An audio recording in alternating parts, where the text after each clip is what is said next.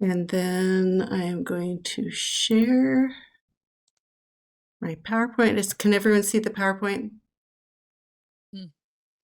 Is that a yes? Yes. Thank you. Can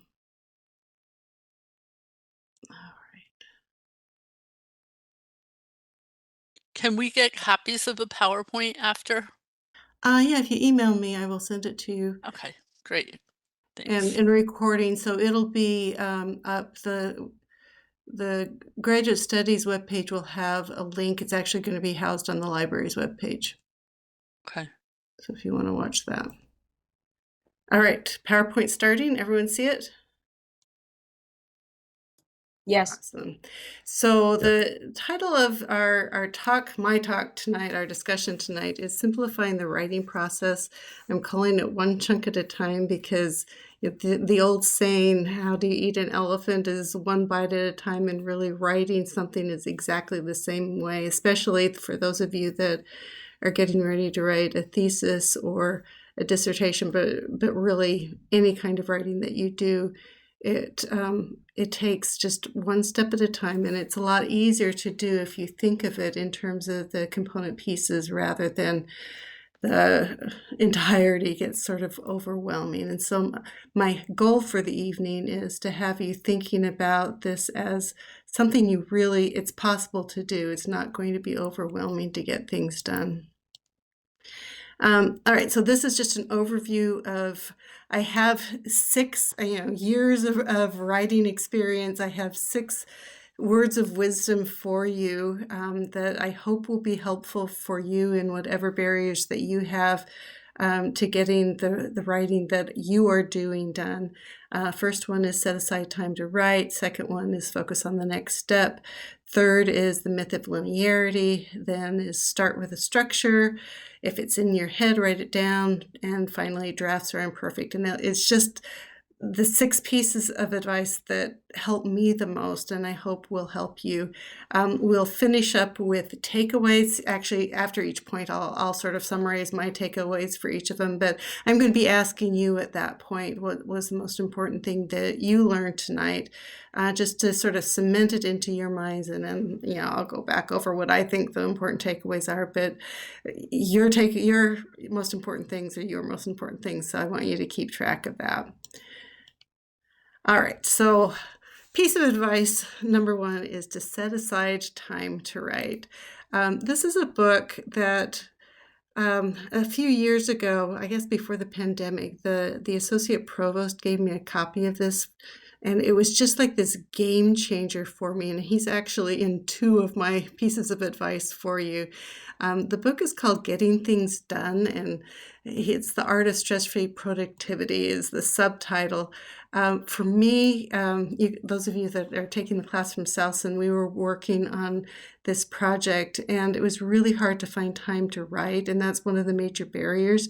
And so reading this made me realize that I needed to make the writing much more of a priority. So the basis of his advice on how to get things done was to identify for you your most productive time of the day. So me, I'm a morning person. I think more clearly during the morning, and for you, maybe it's at nighttime, I don't know.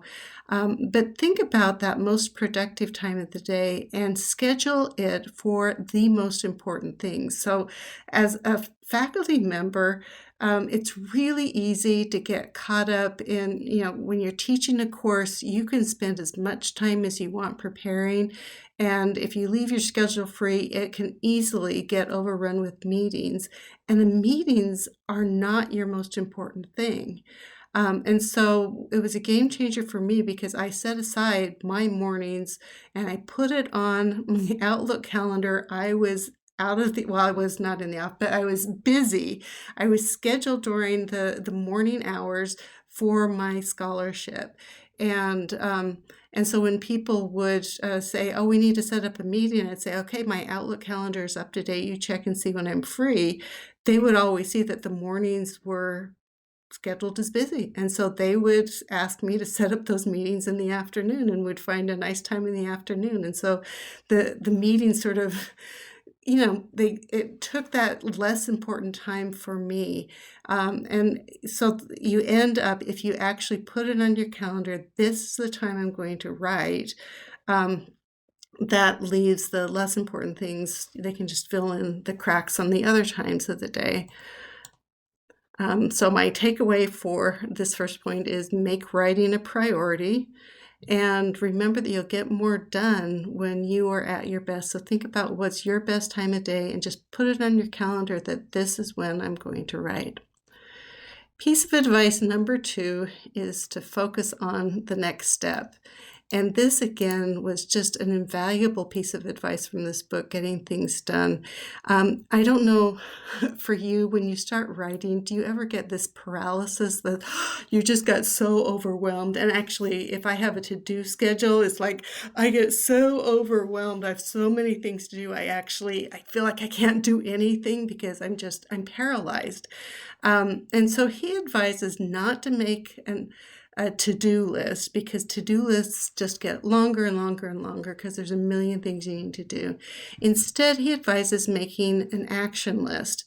And that action list is a list of all the projects that you're working on, but instead of just this long list of things, you actually name the end product of that particular project. So you have in any given course, one of the projects might be a term paper, or it might be reading a particular book or whatever. The end product is actually finishing the book or finishing the paper. So you have this list of projects that you're working on, and then under each project, list the next task that you need to complete. That paralysis frequently occurs because you're so overwhelmed, it's too big. It's that elephant problem. And so if you think about, okay, what is the one thing that I need to do next? You've got this, sort of headed with the long-term thing, but it's going to be one step at a time. What is the next thing that I need to do? So I'm going to a conference in a couple of weeks, and I really need to get the literature review done for it. And so my action list is write the paper and submit it. But the next to-do list is to read this particular article so that I can understand it. And that's a reasonable thing. And if you can make those next steps small and doable, you can cut it down. If you think about 5 minutes, initially you're feeling overwhelmed because something is too big, but it's something, and you just say, okay, I can work on this for 5 minutes. Then when you start working on it for the 5 minutes, it's a lot easier first to get started, but also you start working on it, and then it's clear to you what the next step is. And so frequently, in addition to doing one step, you'll do the next 2, 3, 4 steps, and it won't be overwhelming at all.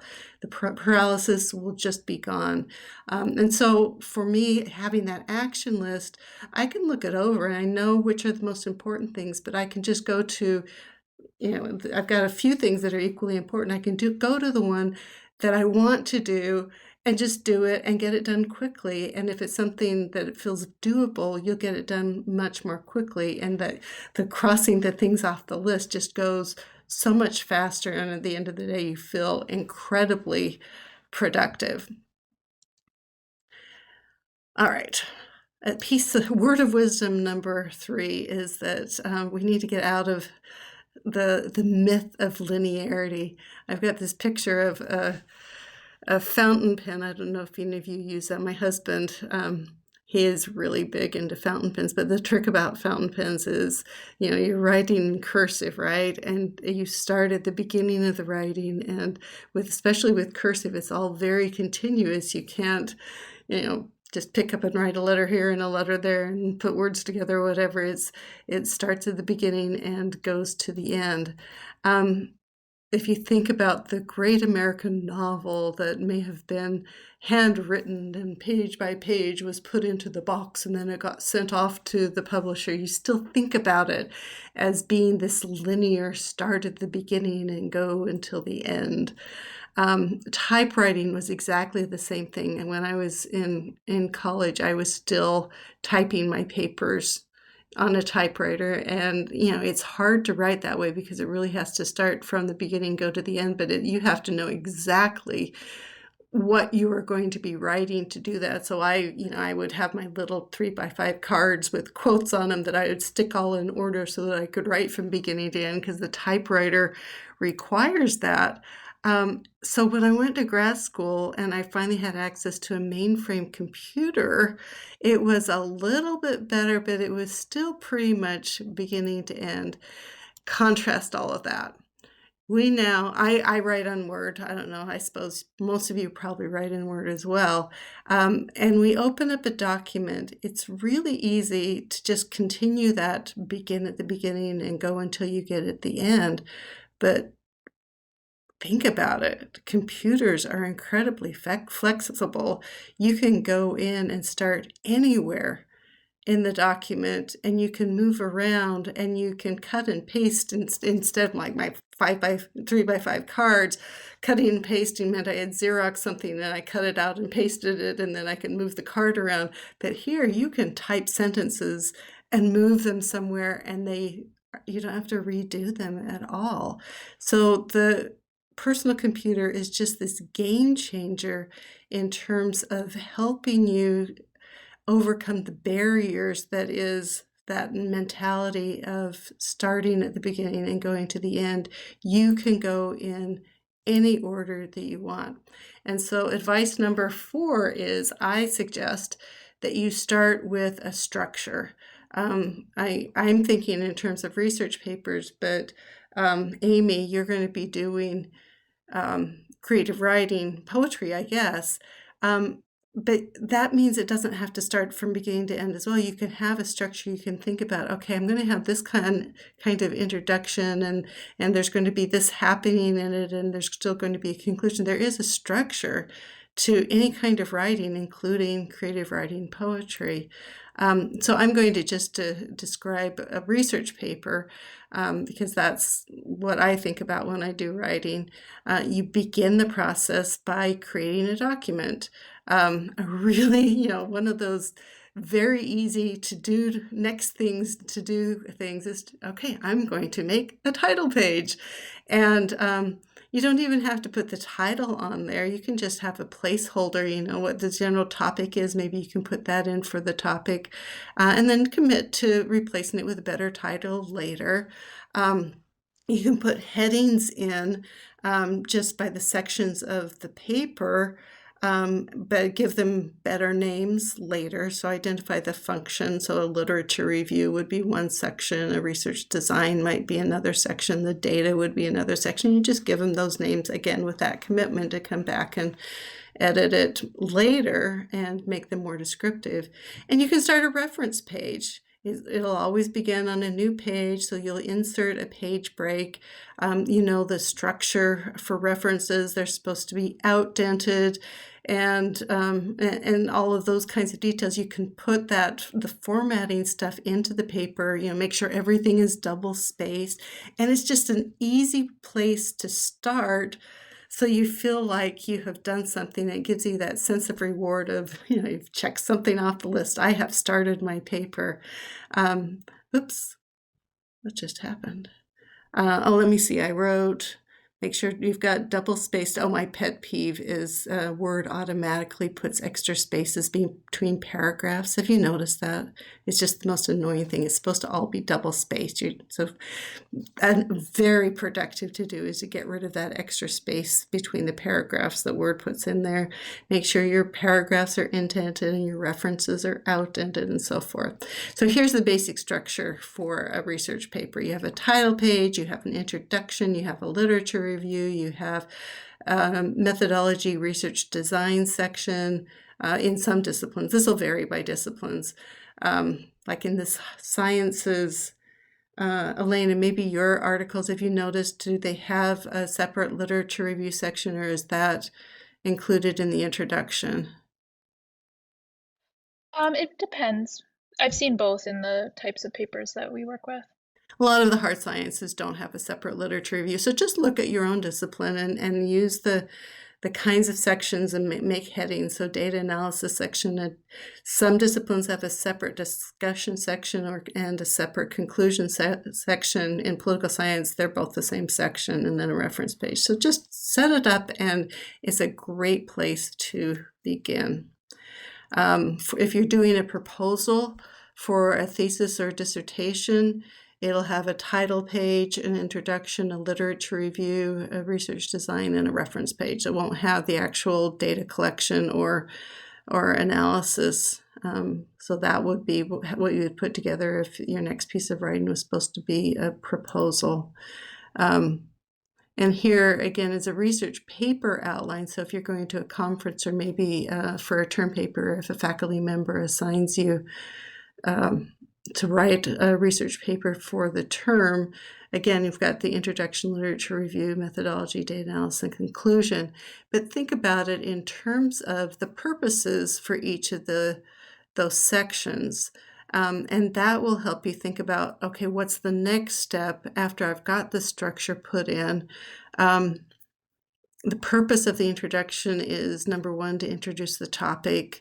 Two is to present a research question as an unsolved puzzle, something that we don't know yet that you're going to explain and discover for us.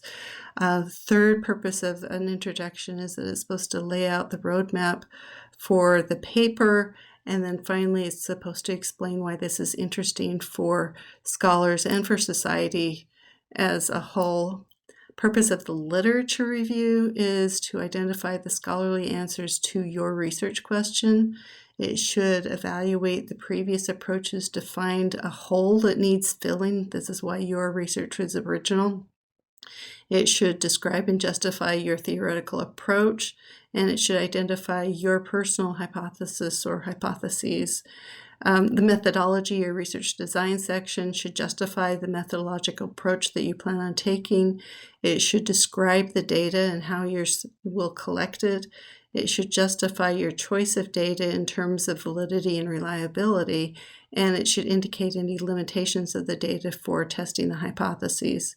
Data analysis is pretty straightforward. You're supposed to test the proposed hypothesis or hypotheses with the data that you collected, and then in the discussion or conclusion section, you should summarize the findings. You should acknowledge any limitations to the research that you conducted. You should indicate the next steps for further research.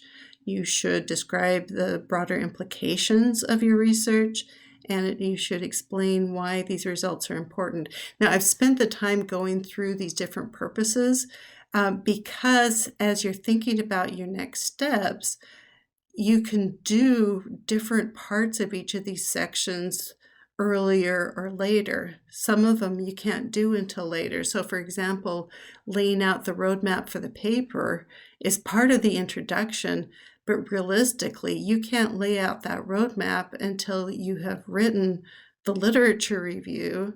You need to lay out a roadmap for that. And then you can't include a roadmap to your research until you've actually done the research. So that part of the introduction, you just have to skip over at the beginning and come back to it once it's done. So here, I've marked out the things that you can't do in the dark green. You can't lay out that roadmap. You really can't start by identifying the scholarly answers to the research question. You have to start the literature review by identifying some relevant articles. And so the next step would be, read an article. And then once you've read it, think about what's the theoretical perspective that this scholar used and what sources do they cite. And you can do that for 10 articles. And then once you've done that, then you can go on and start thinking about, okay, what does that mean that this literature review should look like in terms of what are the scholarly answers so far that I've found? And you can start building the literature review. But it really doesn't work to think about the literature review. I am going to start with the introduction of the literature review and write it from beginning to end. You can't do it because you have to be doing that analysis, the reading, and putting the the scholars' ideas up against each other, and it's a building process. You can start at the beginning as you're doing that reading. You can start by looking at what data got used in those articles, and then that's the first step in the methodology section. And then you can think about, okay, what does that mean about what I can do? And so you can start building that. You get the idea that you can't really start at the beginning. So setting up the structure, one of the takeaways, setting up that structure counts as writing, and you can pat yourself on the back for that. And also just, you don't have to start at the beginning. Start at the things that you can do, like starting to read those scholarly articles. Connected to that is my fifth piece of advice, which is, if it's in your head, write it down. So lots of times, if you are reading a scholarly article, it'll start connecting to other things that you've read. So if I was reading a bunch of articles that had to do with social capital, I might have this insight when I'm reading one particular one, but it applies more generally. And the bane of my existence is I wake up in the morning. My mind is always clearest in the morning. I wake up in the morning and I have this idea for writing. If I don't just stop right then, at a minimum, scratch out an outline of what it was. Better, though, is to just sit down and write it. I will forget it by the end of the day. I'll think, oh, what was that really good idea I had this morning? And it will just be gone. And so I think it's just incredibly important that if you have an idea that is coming to you in words, write it down. And if you've got that structure of the paper, potentially you can just write it right in wherever you think it's going to go, somewhere in the middle of the literature review. If it's not the beginning, you can just, hit return and get down to the middle and put it in wherever you think it's going to be. And of course, you can always move it around later. So the writing, as you actually begin writing the meat of the paper, frequently you'll come across what feels like a roadblock. And there are times when the roadblock is a logistical issue that you just have to work through. You're trying to figure out how this scholar's definition of social capital connects with this other scholar's definition of social capital. One of them is talking about individuals having social capital. The other one is talking about society as having social capital. And sometimes you just have to work it through. One of the things I talk to my students about, and I have used, is to draw a cognitive map. For those of you that are in education, maybe you've had, activities with middle schoolers where you have them draw cognitive maps.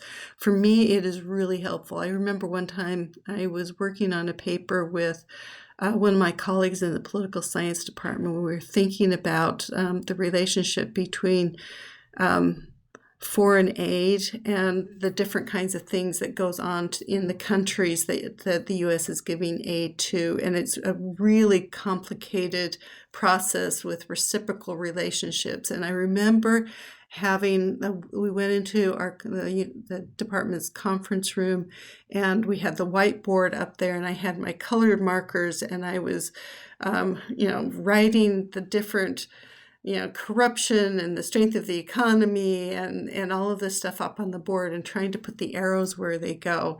When I talk to my students about this, I will give them a pad of Post-its and say, think about all the things that are involved in whatever theory that you're dealing with and put them on Post-its until you can move them around and figure out where the causes and effects are going and draw them. I actually have them do it on a manila folder so that they can move it around, but they can also do the arrows that you need. And that's a really helpful tool. I find it helpful anyway. I'm a visual learner, so maybe it works better for me than you. I don't know, but I suggest you try it. Another thing that helps is to talk through the issue to figure out what the hang-up is. So Like I'll go for a walk with my husband, and I've got going for a walk separately, but and I'll be talking about what I was trying to figure out, and by the end, by the time we get back, I'll have figured it out, and so I can just sit back down and start writing. Um, Potentially, you could go for a walk by yourself, and your brain will keep going, and sometimes you don't have to talk it through. Just clearing your head with exercise can make a world of difference. When I was in grad school, one of my tricks was to take a nap. I don't know, like I said, I'm a morning person, but there's something about just, you've got this problem. I let go of it, lay down, and fall asleep. And somehow, whenever I wake up, I just see it crystal clear and it's not a roadblock anymore.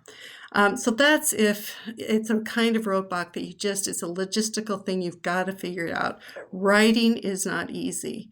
It's a problem-solving process, and sometimes you just have to solve the problems. And so that's why it's important to commit to, I am going to sit down and work on this roadblock for the next 10 minutes or 30 minutes so that I can try and work it through, because there are some of these logistical things that they're just never going to come easy. You literally have to figure them out.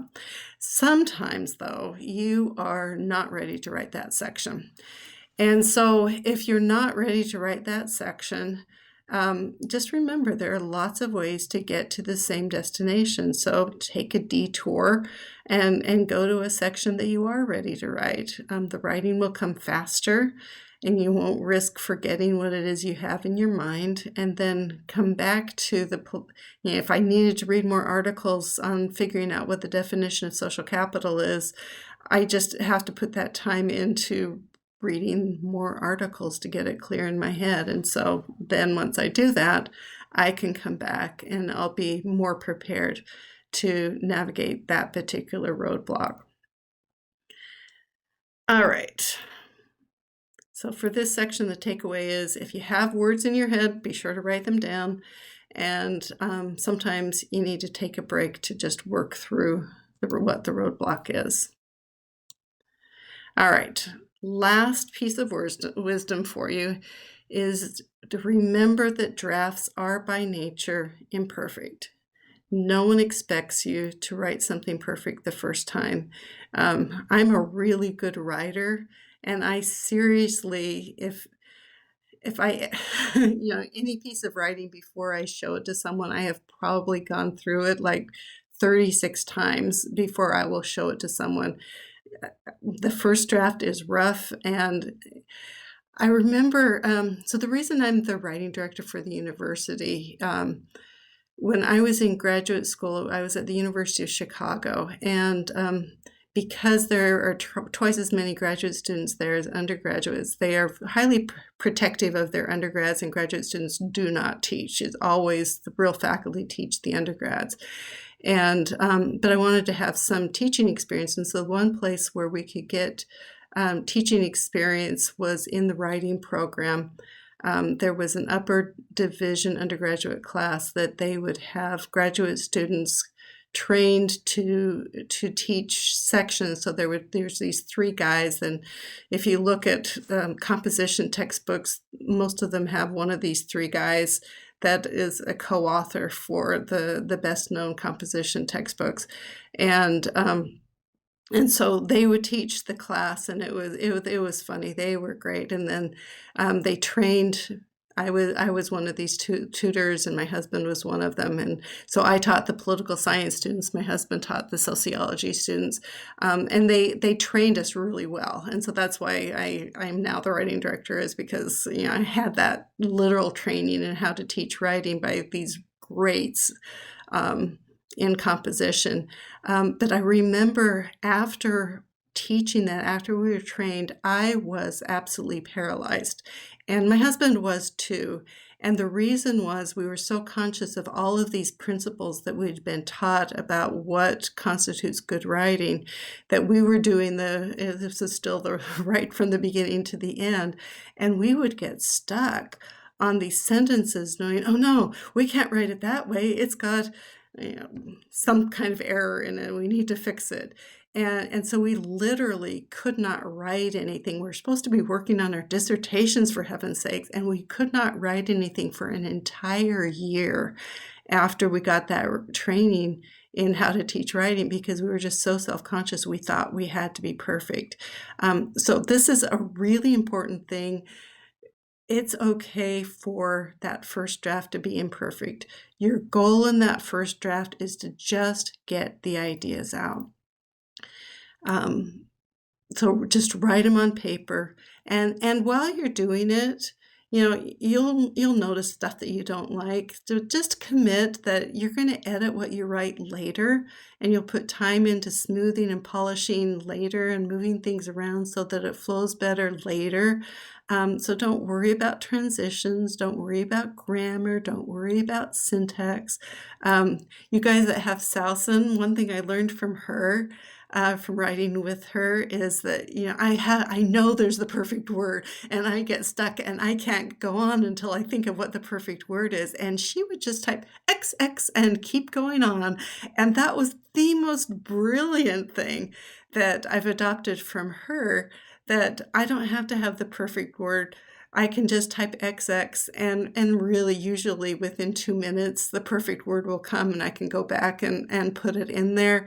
But if I had stayed trying to think of what the perfect word is and just focus, hitting my head against the wall, it never would have come. It came because I let go of it and moved on, and then it just drifted into my consciousness. And that's really how whatever icky stuff that we don't like about our writing originally, it'll smooth itself out later. The first draft is not the time to be thinking about beautiful writing.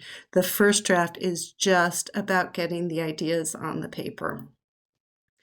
Then, like I said, you should be committed after, with the understanding that first draft is about ideas, be committed that you are going to be courageous as you revise. Sometimes it's really scary to delete whole paragraphs that you spent a lot of time on.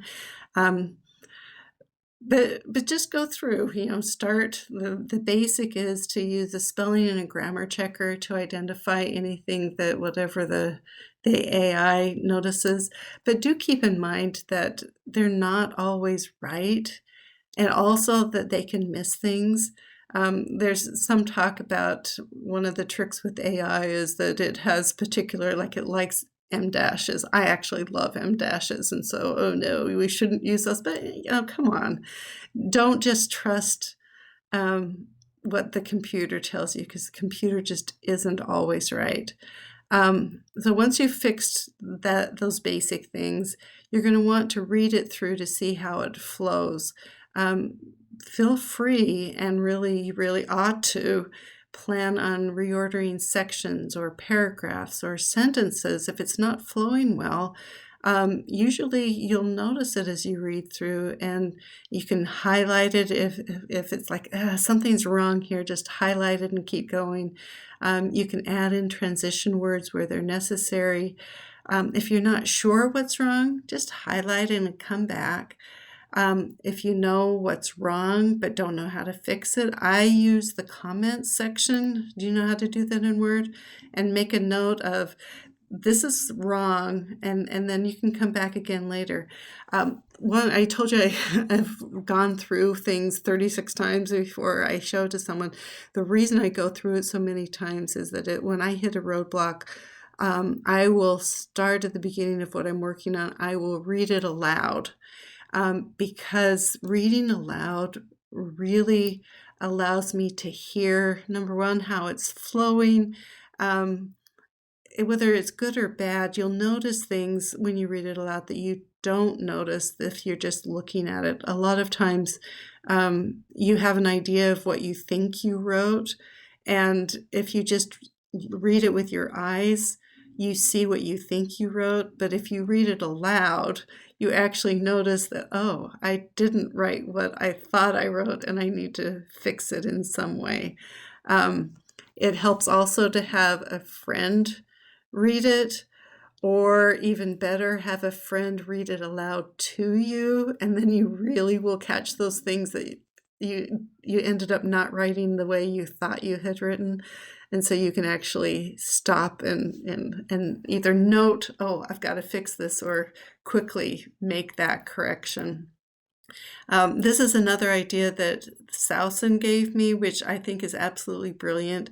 When we're writing together, we will have a treasure box, and sometimes it's a literal separate document, or sometimes it's just at the end of the paper. And as we're editing and there's something we've written that it isn't working, we will move it into the treasure box so we still have all that writing that we worked so hard on. And we can go back and get it if we end up needing it somewhere else, and it's not lost. And it also makes that editing process not quite so courageous because we're not just deleting it. It's not totally gone. Oops, what just happened?